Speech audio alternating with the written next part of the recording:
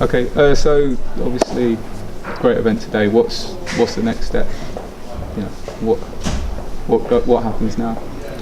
Now we've got to go away and deliver it. Yeah, all about delivery now. You saw the thing about, you know, we listen, we ask the questions, we listen, and we deliver. And that format was proved to work really well in the last 12 months. So yeah, I mean, basically the portal's at about 80, probably 90% finished. The idea is then to get the feedback from the day, and the app just exploded.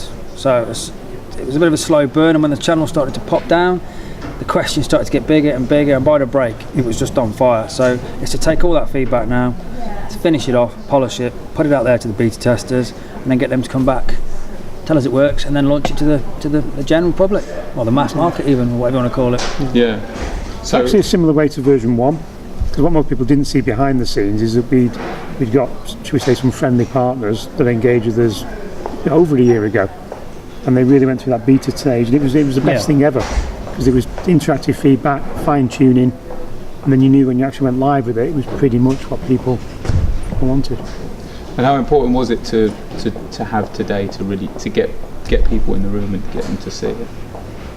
I think it's fundamental, really, wasn't it? Yeah, it was massively, because we're an Isle of Man based company, so a lot of us don't get to interact with the partners as much as we'd like to. So that the front end do, the sales force, but the rest of us, the geeks and the financiers, sit behind the scenes. So to get everyone together and to really interact and really get some live feedback with them, both today and this evening, it's invaluable. Yeah, absolutely invaluable. You're never going to be able to explain that on an email or a few e-casts or on a webcam. Yeah. It was never going to work. I mean, tariff-wise, Dan said it all really, and you've got to be competitive. But not just be competitive, you've got to listen to the end user customer via the partner to make sure that the tariffs that you actually then put out there are actually what they want. Yeah.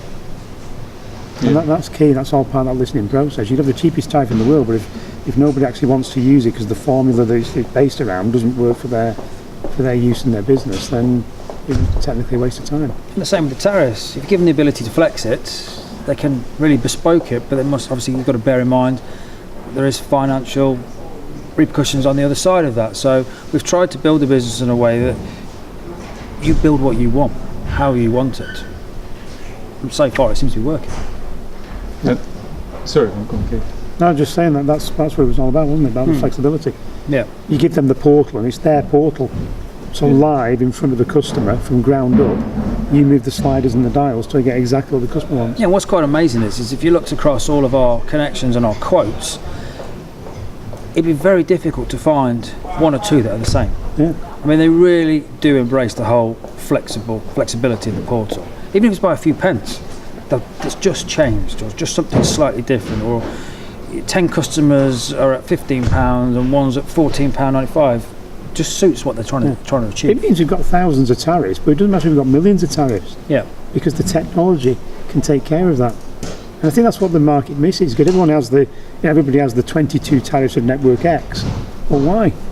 Why is it not 52? Why is it not 102? Why is it not 1,000,002? Yeah, there should be no tariff. It's just, what does the customer want? Start there and then build it backwards. So that's why we tried to come to market with something in reverse, in effect.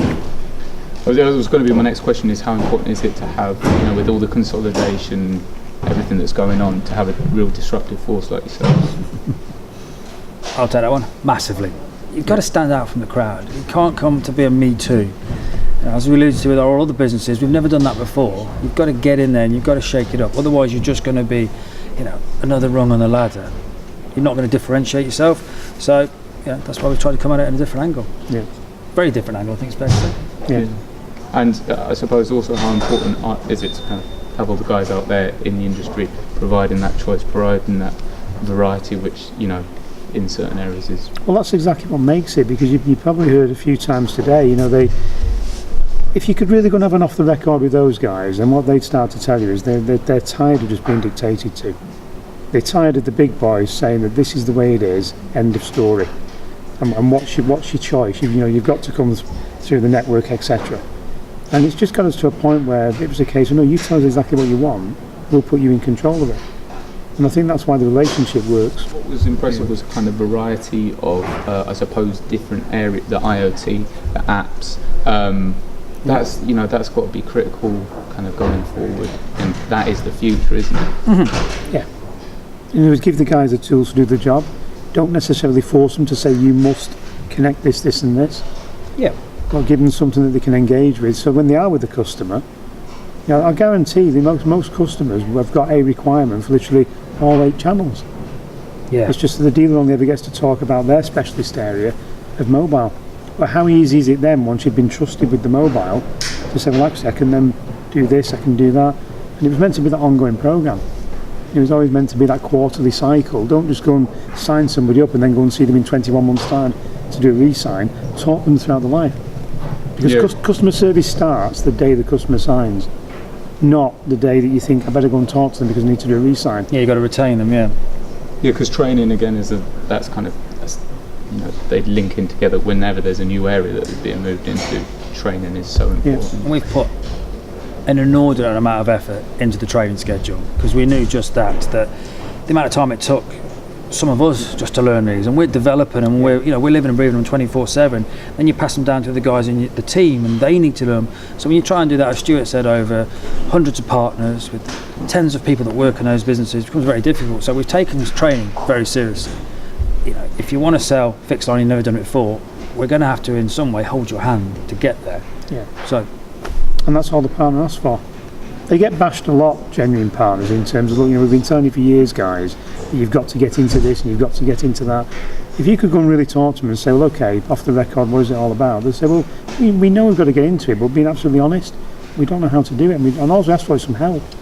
If it's the right products, the right training, and I'm sure then they'll go and do it. Yeah, because I thought the Microsoft thing's really interesting. Are you working closely with them on the training aspect? it's definitely one for Keith. Yeah, we've spent quite a lot of time with Microsoft, and not just looking at the obvious thing of software, but also looking at all the Microsoft devices and how the two link together. Because what's been recognised, not just by them, but by the industry, is that's where you really can increase the revenues and reduce the churn. Yeah. Because it's a totally different ballgame. You know, companies just don't change their IT infrastructure every couple of years, like they would in the mobile phone contract. They just don't do it. No. It's a completely different ballgame. They seem to actually speaking to Microsoft at Mobile World Congress, and they seem to have really changed their philosophy on things, and it seems to be so much more of an open organisation. They've gone from being the old school tech giant to being pretty cool now. I think it's fair to say. Yeah. The things they do and how they do them, I think people are only just really starting to understand them and really starting to get into and sell them. But yeah, we're really excited to get these products and to get them to market. We just found out one of the partners is leaving now.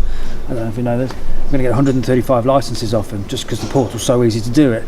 He's got them there, he just doesn't know how to connect them or where to put them. So yeah, that's a great bit of news for us at the end of our event. Yeah, and in the B2B space, I mean, they just keep, you know, in terms of like the Windows platforms just growing. Everybody has it. That's key. I think as you said, 90% of people have it. There is a license there. Take advantage of it. And we spoke to Microsoft and said, look, we're going to do the event. We want to be able to say about the partnership. And so the words I used were actually their words, you know, which was that they really buy into our forward-thinking approach. That's the bit they like. They've seen the portal and they've seen the way we do things, which alludes to the way they do their technology, and that's what they've really bought into, because they can see where that can go, and they know they've got a channel, particularly now they've bought Nokia. So now they've got people who work in Microsoft who've worked in the mobile channel for the last 15-20 years, and what they've fed back in is, we've got to find a way of getting these kind of products into there, and it's never worked. We've had the year of the IT reseller every year for the last 15 years. Well, they've looked at Plan.com and said, hang on, this is different. This might be a way we can actually go and crack that channel as well.